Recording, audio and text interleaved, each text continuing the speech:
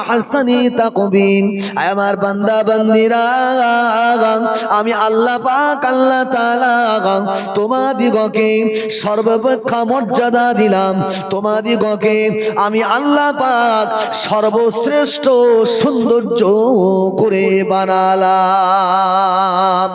আমার বান্দা বান্দিরা শুনে রাখো, মনে রাখো, আমি আল্লাহ পাক পাশাপাশি জানিয়ে দিলাম কিয়ামতের দিন মুসিবতের সময় কেউ যেদিন কারো হবে না, যেদিন বাবার বেটার সঙ্গে, মার মেয়ের সঙ্গে, স্বামী আর স্ত্রীর সঙ্গে কোনো পরিচয় হবে না, যে যার আপন আপন পরিচয়গুলো সব গোপন করে দেবেন। ওই কঠিন হাসরের মহা দিবসে তোমরা যদি ঈমান নিয়ে উঠে দাঁড়াতে পারো, তোমরা নাজাতের হকদার বেনে যাবে। আর ঈমান নামক মহা বস্তুটা যদি তোমরা সঙ্গে করে না নিতে পেরেছো, কিয়ামতের দিন তোমাদের আযাব থেকে রেহাই হবে না। আমার আল্লাহ পাক কোরআন শরীফের আরেক জায়গায় জানিয়েছেন 30 পারার ভিতরে আমার আল্লাহ জানিয়েছেন, ও বান্দা আমি আল্লাহ জানিয়ে দিলাম, ফাদখুলি ফি ইবাদি। আয় আমার বান্দা বান্দিরা, তোমরা যদি আমি আল্লাহ আমার আনুগত্য করো, আমি আল্লাহ আমার ইবাদত উপাসনা করো, ওয়াদখুলি জান্নাতি, তোমাদের জন্য 8টা দরজা বিশিষ্ট একটা বিরাট বড় জান্নাত রেখে দিয়েছি। আল্লাহ জান্নাত রেখে দিয়েছে কিসের বিনিময়ে? ইবাদতের বিনিময়ে। তাহলে একদিকে জান্নাত, আল্লাহর যদি আনুগত্য করতে পারি, অপর দিকে সমস্ত মাখলুককে আমাদের গোলাম বানিয়ে দেবেন। বাবা, তাহলে সেই জায়গাটা আমাদের আগে তৈরি করতে হবে, যেখানে আল্লাহ মানুষকে শ্রেষ্ঠত্ব দিয়েছেন, মানুষকে সৌন্দর্য দিয়েছেন, সম্মান দিয়েছেন। মানুষ যদি সম্মান রক্ষা করতে না পেরেছে, অন্য আরেক জায়গায় আল্লাহ বলেছেন, সোনার মানিকেরা, যুবকেরা, জওয়ানেরা, ও মুরব্বিয়ানেরা, আমার আল্লাহ পাক কোরআন শরীফের অপর জায়গায় জানিয়েছেন, আমার বান্দা বান্দিরা মনে রাখো, আমি আল্লাহ তোমাদের জানিয়ে দিলাম, তোমরা যদি দুনিয়ার জমিনে তোমাদের মর্যাদাটা যদি ধরে রাখতে না পারো, আমি আল্লাহ পাক আল্লাহ তাআলা তোমাদের জন্য কিন্তু জাহান্নাম রেখে দিয়েছি। এজন্য আল্লাহ পাক কোরআন শরীফে বলেছেন, ওয়ালাকাদ যারানা লি জাহান্নামা কাসীরাম মিনাল জিন্নি ওয়াল ইনস লাহুম কুলুবুল লা ইয়াফকাহুনা বিহা ওয়া লাহুম আ'য়ুনুল লা ইয়াসমাউনা বিহা ওয়া লাহুম আযানুল লা ইউবসিরুনা বিহা উলাইকা কাল আনাম বাল হুম আদাল উলাইকা হুমুল গাফিলুন। আমার আল্লাহ পাক কোরআন শরীফের অন্যত্তরে জানিয়ে দিয়েছেন, ও বান্দা শুনে রাখো, মনে রাখো, আমি আল্লাহ পাক তোমাদেরকে দুনিয়ার জমিনে বিরাট বড় একটা মেশিন দিয়েছি ভাবনা চিন্তা করার জন্য। এই মেশিনটা কিন্তু সব জাতির কিন্তু আমি আল্লাহ দেই নাই। এই যে আমাদের ব্রেন, এই ব্রেন তো সবার আছে, ছাগল, গরু, কুকুর, যা প্রাণী আছে সবার আছে, কিন্তু আমাদের যে ব্রেন আল্লাহ দিয়েছেন, এই রকম ব্রেন কি সবার? আমাদের যে চিন্তা করার জন্য, চিন্তা ভাবনা করার জন্য যে পাওয়ার দিয়েছেন, অন্য ছাগল, গরু, হাঁস, মুরগি তো বাদ দেন, একটা পাগল যে যার ব্রেন খারাপ, সেটাই ডাস্টবিন থেকে নোংরা তুলে খায়। আল্লাহ পাশাপাশি জানিয়েছেন, তোমাদের যেমন চিন্তা ভাবনা করার জন্য ব্রেন দিলাম, আমাকে নিয়ে চিন্তা ভাবনা করলে না, আমাকে নিয়ে ভাবলে না, পাশাপাশি বলছে তোমাদের দুটো করে চোখ দিলাম, আমার দিকে দেখলে না, কোরআন হাদিসটা ফলো করলে না। আবার আল্লাহ বলেছেন, একটা নয় দুটো কান দিলাম, কিন্তু আমার কোরআন হাদিসের কথা শুনলে না। এক কথা আমি তড়িঘড়ি আপনাদের বলছি, সবকিছু আল্লাহর বিপক্ষে চলে গেল। তাই আল্লাহ বলছে, উলাইকা কাল আনাম, তোরা তো চতুষ্পদ জানোয়ার। বলার পরে আল্লাহ ক্ষান্ত হননি, তারপরেও বললেন বালহুম আদল, যদি তারা ইসলামের সীমা লঙ্ঘন করে তোমরা চলো, তার চেয়েও তোমরা নিকৃষ্ট, তার চেয়েও নিকৃষ্ট। দেখেন আজকের বলতে বলতে বলতেই হয়, যে কথা দিয়ে শুরু করলাম, যেহেতু রজব মাস, এই মাসে বিশ্ব নবী জগৎগুরু রাসূলুল্লাহ প্যারা নবী হাবিবুল্লাহ আল্লাহ পাক তানাকে দাওয়াত দিয়েছিলেন। আপনারা কম বেশি তো আওয়াজ শুনেছেন, আল্লাহ পাক তানাকে দাওয়াত করেছিলেন। কেননা আমরা জানি 1,00,000 মতন্তরে 2,23,999টা নবী কিন্তু আল্লাহর কাছে আরজি করেছিলেন। কম বেশি নবীরা আল্লাহকে বলেছিল, আল্লাহ তোমাকে একটু দেখতে চাই। আল্লাহ তো মুসা আলাইহিস সালামের একেবারে মুখের উপরে বলেছিল, লান তারাউনি, এটা অসম্ভব। প্রত্যেকটা নবী, যে সমস্ত নবীগুলো আল্লাহকে বলেছিল, আল্লাহ তোমার চাঁদ মুখ দেখবো, আল্লাহ তোমাকে একটু দেখতে চাই, তুমি কেমন রব, আল্লাহ বলেছিল আমাকে দেখা অসম্ভব। কিন্তু সেই স্রষ্টাকে আমার নবী কোনোদিন দেখার কথা বলেননি। সোনার মানিকেরা, যুবকেরা, জোয়ানেরা, আব্বারা, তরুণেরা, ও কাটিয়া কাটের মায়েরা, আমার আল্লাহ পাক বিশ্ব নবী জগৎগুরু রাসূলুল্লাহকে আমার আল্লাহ পাক হযরতে জিবরিল আমিন আলাইহিস সালামকে দিয়ে দাওয়াত পাঠালেন। আল্লাহ পাক রব্বুল আলামিন বলে দিলেন, আয় ফেরেশতা জিবরাইল, যাও যাও চলে যাও, আমার নবীর কাছে চলে যাও, আমার নবীকে গিয়ে বলো আল্লাহ পাক আল্লাহ তাআলা তোমাকে তার ঘরের মেহমান বানাতে চায়। জোরে বলুন। ও সোনার মানিকেরা, যুবকেরা, জওয়ানেরা, আব্বারা, তরুণেরা, আল্লাহ পাকের রুহুল আমিন ফেরেশতা হযরতে জিবরাইল তড়িৎ গতিতে রাসূলুল্লাহ দরবারে এসে দাঁড়িয়ে গেলেন। ইয়া রাসূলুল্লাহ, ইয়া হাবিবাল্লাহ, হুজুর আমার আল্লাহ পাক আল্লাহ তাআলা আপনাকে দাওয়াত দিয়েছেন, আপনাকে মেহমান হিসাবে কবুল করে নিয়েছেন। আল্লাহ পাকের নবী দো জানের বাদশাহ হাবিবুল্লাহ নবী জনাবে মুহাম্মদুর রাসূলুল্লাহ সাল্লাল্লাহু আলাইহি ওয়াসাল্লাম বলেছিলেন, ইয়া আখি জিবরাইল, ও ভাই জিবরাইল, আল্লাহ পাক আমাকে দাওয়াত দিয়েছেন, আল্লাহ পাকের বাড়িতে যাব। আমার আল্লাহ আরশে মুআল্লায় থাকে। ও ফেরেশতা জিবরাইল, আমি অত উঁচুয় কি করে যাব? আল্লাহ আমি কি করে, আল্লাহ ফেরেশতা জিবরাইলকে বললেন, ও জিবরাইল আমি কি করে যাব? আমার আল্লাহ পাকের নবীকে হযরতে ফেরেশতা জিবরিল আমিন আলাইহিস সালাম বলেছিলেন, ইয়া রাসূলুল্লাহ,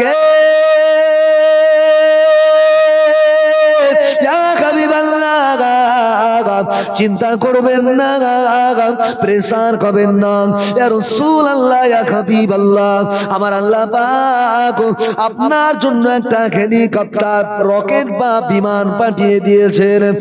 এক কথায় যেটাকে আমরা জানি বরাক। আল্লাহ নবী আমার এক কথা, অনেক লম্বা ঘটনা আমি সংক্ষেপে অল্প সময়ের ভিতরে বলবো। আল্লাহ নবী আমার বোরাকে উঠে গেলেন, আল্লাহ নবী আমার বোরাকে চলে বসে গেলেন। আল্লাহ রাসূলকে নিয়ে আল্লাহ পাকের ফেরেশতা হযরতে জিবরিল আমিন আলাইহিস সালাম আল্লাহ পাকের দরবারে যেতে লেগেছেন। অনেক কথা আপনারা শুনেছেন। আল্লাহ নবী আমার বাইতুল মুকাদ্দাসে গেলেন, নামাজ আদায় করলেন, এরপরে আল্লাহর দরবারে যেতে লেগেছেন। আমি সেদিকে যাব না, আল্লাহ নবীকে নিয়ে হযরতে ফেরেশতা জিবরিল আমিন আলাইহিস সালাম আল্লাহ দরবারে যেতে যেতে যেতে যেতে একটা জায়গায় গিয়ে ব্রেক করলেন, দাঁড়িয়ে গেলেন। আল্লাহ নবী জিজ্ঞাসা করেছিলেন, ইয়া আখি জিবরাইল, ও ভাই জিবরাইল, কেন তুমি দাঁড়িয়ে গেলে? ও ভাই কেন দাঁড়িয়ে গেলে? তাড়াতাড়ি চলো, আমার আল্লাহ পাক আমাকে দাওয়াত দিয়েছেন, আল্লাহ পাকের দরবারে যাব, আল্লাহ পাকের কাছাকাছি গিয়ে কথা বলবো। আল্লাহ পাকের নবীকে লক্ষ্য করে ফেরেশতা জিবরাইল আলাইহিস সালাম বলেছিলেন, ও ফেরেশতা, ইয়া রাসূলুল্লাহ, ইয়া হাবিবাল্লাহ, হুজুর না না না, আমি আর এক কদম আগে বাড়তে পারবো না, আমি আর আগে যেতে পারবো না। কেন? আমার 600 ডানা সব পুড়ে ছাই হয়ে যাবে। আল্লাহ পাকের অত কাছাকাছি যাওয়ার মতো পাওয়ার ক্ষমতা আমাকে আল্লাহ দেয় নাই।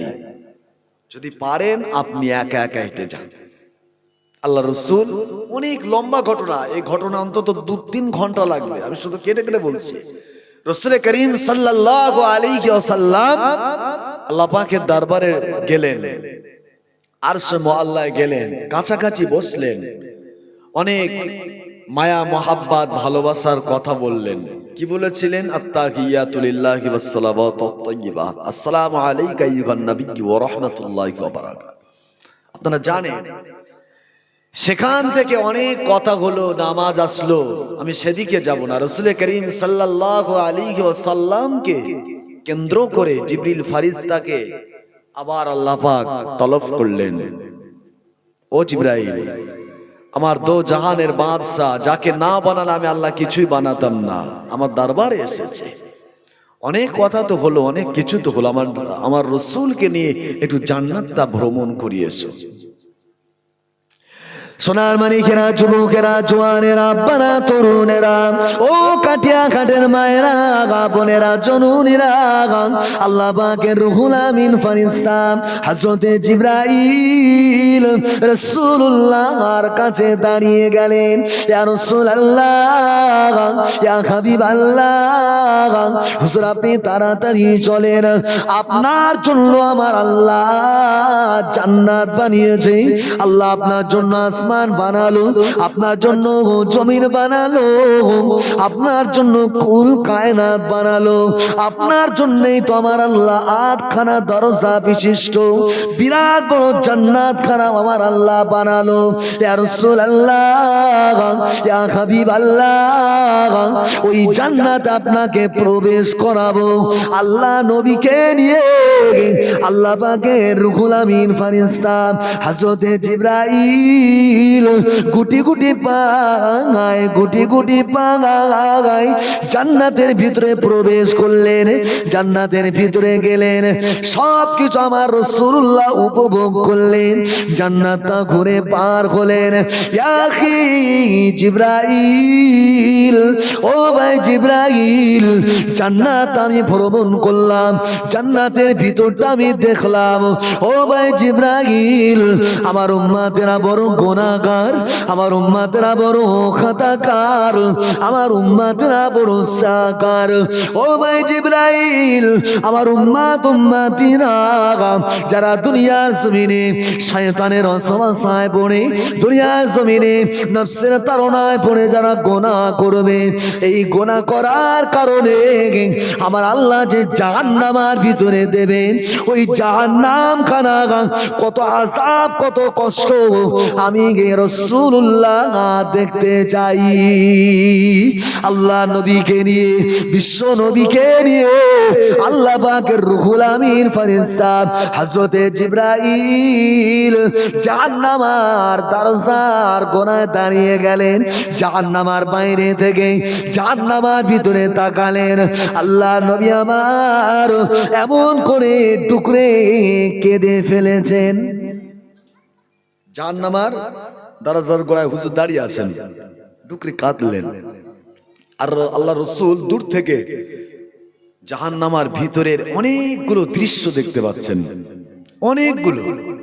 সেই দৃশ্যের কথাগুলো যদি বলতে চাই, বিশ্বাস করেন 2-4 ঘন্টা সময় লাগবে, তার ভিতর দিয়ে দুই একটা বলবো।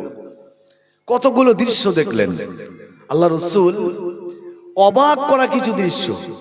যেমন একটা দৃশ্য দেখলেন যে কিছু জাহান্নামের ভিতরে আছে এমন কিছু নারী এবং পুরুষ, ওই জাহান্নামের ভিতরে বিরাট বড় একটা গর্ত, কুয়া করা আছে।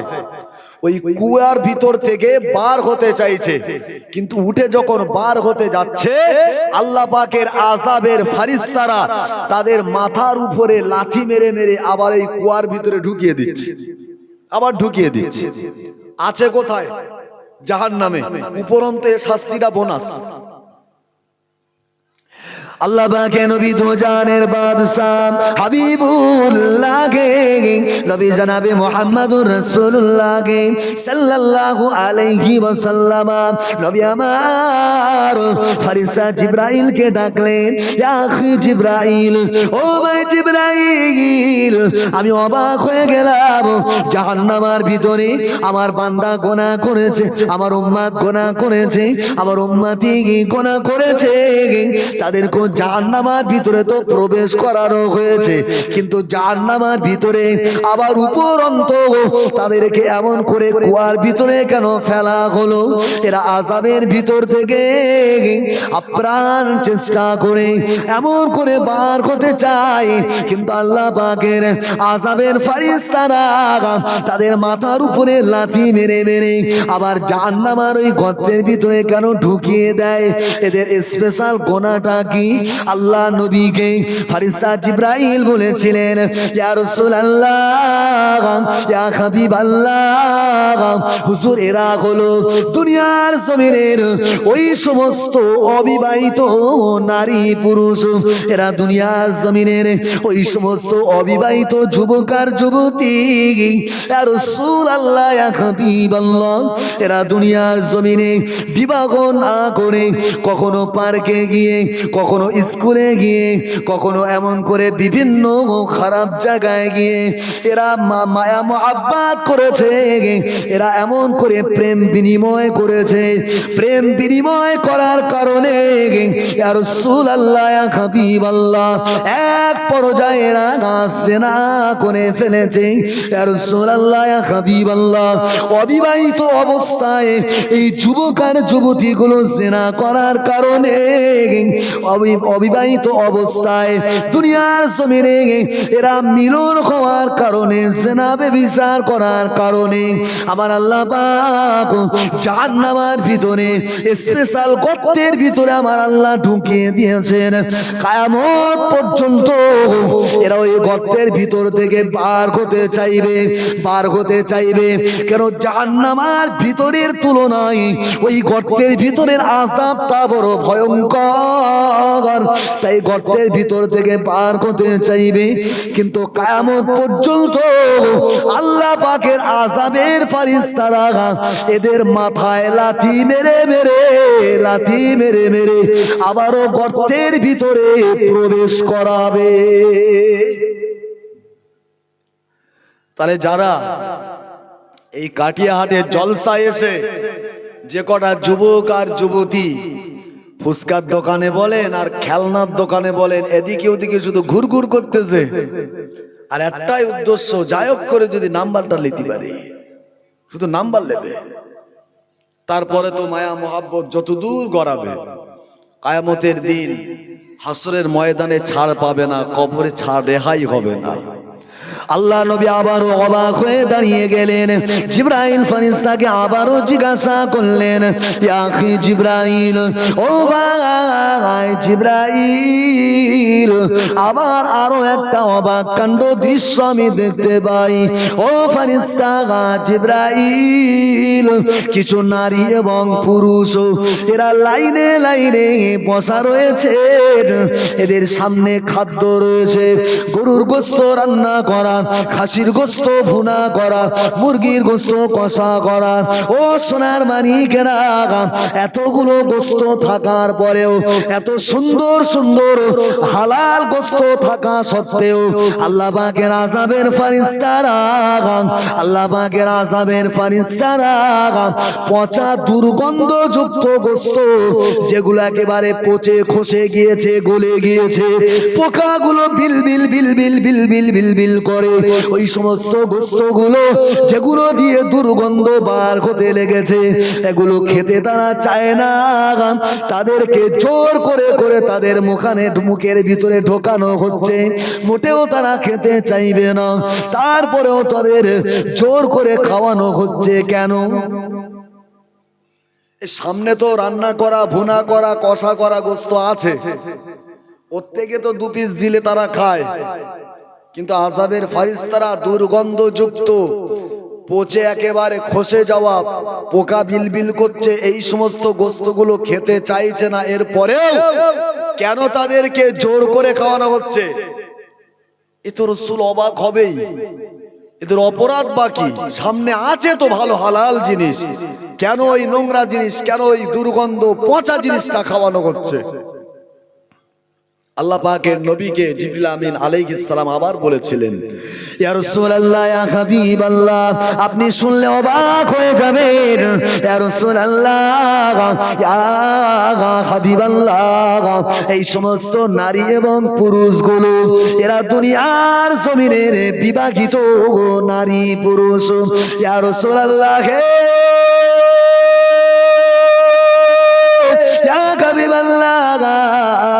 হুজুরেরা দুনিয়ার জমিনে বিবাহিত হওয়া সত্ত্বেও মনে করেন যে সমস্ত পুরুষগুলোকে পচা দুর্গন্ধগ্রস্ত খাওয়ানো হয়, এই সমস্ত পুরুষগুলোর দুনিয়ার জমিনে সুন্দরী না সুন্দরী সুন্দরী স্ত্রী তাদের ঘরে ছিল, সুন্দর সুন্দরী সুন্দরী বউ তাদের ঘরে থাকা সত্ত্বেও ইয়া রাসূলুল্লাহ, ইয়া হাবিবাল্লাহ, অন্যের স্ত্রীর প্রতি আসক্ত হয়ে তাদের সঙ্গে প্রেম বিনিময় করে ইয়া রাসূলুল্লাহ, ইয়া হাবিবাল্লাহ, এক পর্যায়ে তাদের সঙ্গে জিনা ব্যভিচার করেছে। ইয়া রাসূলুল্লাহ, ইয়া হাবিবাল্লাহ, অবিবাহিতদের তো একটা শাস্তি দেখলেন, আর বিবাহিত যুবক এবং যুবতী, বিবাহিত যারা তারা যারা অন্যায় করে জিনা ব্যভিচার করেছে, অন্যায় অপরাধ করেছে, ইয়া রাসূলুল্লাহ, ইয়া হাবিবাল্লাহ, আমার আল্লাহ পাক জানাতে চায় দুনিয়ার জমিনে হালাল স্ত্রী থাকা সত্ত্বেও তোমরা যারা হারাম খাদ্য, এক কথায় হালাল স্ত্রী থাকা সত্ত্বেও যারা এমন করে হারাম কাজে নিযুক্ত হয়েছিলে, ও সোনার মানিকেরা, আল্লাহ পাকের ফেরেশতা দেখাতে লেগেছেন তাহলে দুনিয়ায় হালাল স্ত্রী আছে, এরপরেও হারাম কাজ করার কারণে আমার আল্লাহ পাক জাহান্নামের ভিতরে কিয়ামত পর্যন্ত ওই হারাম গোশত খেতে না চাইলেও, পচা গোশত খেতে না চাইলেও জোর করে খাওয়াচ্ছে। দুনিয়ায় তো হালাল স্ত্রী ছিল, এরপরেও হারাম সম্পর্ক করে হারাম কাজ করার কারণে জাহান্নামের ভিতরে সামনে হালাল গোশত রান্না করা, ভুনা করা, কষা করা গোশত থাকা সত্ত্বেও তাদেরকে খাওয়ানো হবে পচা দুর্গন্ধ জাতীয় গোশত। আসুন 3 নাম্বার বলবো আর স্টেজ ছাড়বো। শরীর কেমন আছে? 3 নম্বরে আল্লাহ রাসূল আবার একটু চোখটা ঘোরালেন, হুজুর আছেন এখনো কিন্তু মিয়ারাজে, আবার একটু চোখটা ঘোরালেন, আরো অবাক হয়ে গেলেন। দেখে একটা নদী, কিন্তু ওই নদীতে কোনো পানি নেই। দুনিয়ার যত আমরা নদী দেখেছি, নদীতে তো পানি থাকে, হয় মিঠা পানি না নোনা পানি, কিন্তু হুজুর দেখলেন পুরো নদী ভরা রক্ত, টকবক টকবক করে রক্ত ফুটছে। আর এই ফুটান্ত রক্তের নদী থেকে এক শ্রেণীর মানুষ সাঁতার দিতে দিতে সহ্য করতে না পেরে ডাঙায় উঠছে। দেখবেন অনেক সময় আমাদের এলাকার ছোট ছোট বাচ্চারা ওই ঘরের কোনায় থাকে, ওকে আমরা কি বলি, কুলো ব্যাং, এরকম একটা ব্যাং আছে, ওরা পানিতে থাকতে পারে না। বাচ্চারা ওই ব্যাঙের ঠ্যাং ধরে পানিতে ফেলে দিয়েছে, ব্যাংটা প্রাণ চেষ্টা করছে আবার উঠে আসার, বাচ্চারা আবার ঢিল মারছে। সোনার মানিকেরা, যুবকেরা, জোয়ানেরা, আব্বারা, তরুণেরা, ও কাটিয়াটের নওজোয়ানেরা, আল্লাহ নবী দেখলেন রক্তের নদীতে এক শ্রেণীর নারী আর পুরুষ, তারা রক্তের নদীর উত্তপ্ত গরম রক্ত পুজ সহ্য করতে না পেরে এমন করে সাঁতার দিতে দিতে তারা নদীর কিনারা আসতে চায়। আল্লাহ পাকের আযাবের ফেরেশতারা, আল্লাহ পাকের আযাবের ফেরেশতারা বিরাট বড় বড় পাথরের চাই নিয়ে তাদের মাথায় মেরে মেরে আবার রক্তের নদীর মধ্যস্থলে পৌঁছে দিতে লেগেছেন। আল্লাহ নবী জিজ্ঞাসা করেছিলেন, ইয়া আখি জিবরাইল, ও ভাই জিবরাইল, আমি নবী জানতে চাই এই সমস্ত নারী আর পুরুষগুলো দুনিয়ার জমিনে কি অন্যায় অপরাধ করেছে আল্লাহ নবীকে বলেছিলেন ইয়া রাসূলুল্লাহ ইয়া হাবিবাল্লাহ হুজুর এই সমস্ত নারী আর পুরুষগুলো দুনিয়ার জমিনে এরা বেশি বেশি পরিমাণ সুদ খেয়েছে, সুদের সঙ্গে যুক্ত ছিল এই নারীগুলো। কেউ বা মহিলা সমিতি, কেউ বা বিভিন্ন রকম সুদের সঙ্গে লোনের সঙ্গে যুক্ত থাকার কারণে আমার আল্লাহ পাক ওই রক্তের নদীর একেবারে মধ্যস্থলে পৌঁছে দিয়েছে। কিয়ামত পর্যন্ত এরা ওই নদী থেকে ওঠার চেষ্টা করবে। আল্লাহ পাকের আযাবের ফেরেশতারা ওদের মাথার উপরে বিরাট বড় বড় পাথর মেরে মেরে কিয়ামত পর্যন্ত ওই রক্তের নদীর মধ্যস্থলে পৌঁছাতে থাকবে। যাই বাহু, যেহেতু বক্তা এসেছেন আর নয়, অনেক এই মিয়ারাজের ভিতরে এই রাসূলুল্লাহ জাহান্নামের দরজার গোড়ায় দাঁড়িয়ে দাঁড়িয়ে যে দৃশ্যগুলো দেখেছিলেন, আরো অনেক প্রকার দৃশ্য দেখেছিলেন, বলাটা সেটা সম্ভব নয়। আল্লাহ যদি কখনো আবার সুযোগ দেন তখন বলা যাবে। আজকের মতো এই পর্যন্ত সমাপ্ত। সকলে আমার জন্য দোয়া করেন, সকলে ভালো থাকেন, সুস্থ থাকেন। তার আগে আগে একেবারে ছোট্ট একটি কথা, যেমন আপনাদের মিজানুর খুব যা গায়ক, এই মুহূর্তে খুব ভাইরাল একটা ছেলে আপনাদের চতুর্দিকে, সে যেভাবেই হোক না কেন, সে যেভাবেই হোক খুব ভালো ছেলে, সমস্ত এলাকায় ঘোরাফেরা করে। শেষ দাওয়াত আপনাদের একটা, আমি বিশেষ করে এই মাত্র 6 মাস বয়স রানিং, কুশাডাঙ্গার একেবারে মধ্যস্থলে, আমার বাড়িটা হলো কুশাডাঙ্গায়, অনেকে আপনারা চেনেন যেহেতু আমি এলাকারই ছেলে। কুশাডাঙ্গার একদম মধ্যস্থলে একটা মাদ্রাসা আমি করেছি। এই যে মাদ্রাসার ছবিটা আপনারা দেখছেন স্ক্রিনে, প্রায় 80 ফুটের মতো লম্বা মাদ্রাসার বিল্ডিংটা। এই পর্যন্ত প্রায় 12 লক্ষ টাকা খরচ হয়েছে 6 মাসের ভিতরে। আল্লাহ পাক এই গোলামকে দিয়ে করিয়ে নিয়েছেন। আপনাদের কাছে এতটুকু আবেদন, অবশ্যই আপনারা অনেকে এ ব্যাপারে শুনেছেন। আমাদের সাতঢালাইতে বিশেষ করে অল ইন্ডিয়া সুন্নাত ওয়াল জামাতের যিনি একেবারে আমাদের মধ্যমণি আলহাজ হযরত মাওলানা মুফতি আব্দুল কাইয়ুম সাহেব হুজুর ছিলেন, ওনার হাত দ্বারাতেই আমরা ছাদ ঢালাইয়ের কাজটা শুরু করেছিলাম। এ পর্যন্ত অনেক অর্থ খরচ হয়েছে। আগামী দিন আপনাদের কাছে শুধু একটু দোয়া চাইবো। আমরা এখনো অনুষ্ঠানের কোনো ডেট করতে পারিনি, ইনশাল্লাহ জানিয়ে দেব। এখন সোশ্যাল নেটওয়ার্কের যুগ, জানিয়ে দেব। একটু মাদ্রাসায় যাবেন, একটু ঘুরে আসবেন, প্রতিষ্ঠানটা দেখবেন। আল্লাহ যদি রাজি থাকেন আগামী রমজান বাদবাদি আমরা বিভিন্ন বিভাগের ছাত্রদেরকে ভর্তি নেব। যদি এলাকায় তেমন ছাত্র থাকে আমার সঙ্গে যোগাযোগ রাখবেন। বিশেষ করে আমাদের মিজানুর আছে, ওর সঙ্গে কথা বললে আমার সঙ্গে যোগাযোগ হবে ইনশাল্লাহ। ভাষাগত ত্রুটি মার্জিত। আল্লাহ পাক রব্বুল আলামিন আমাদের সকলকে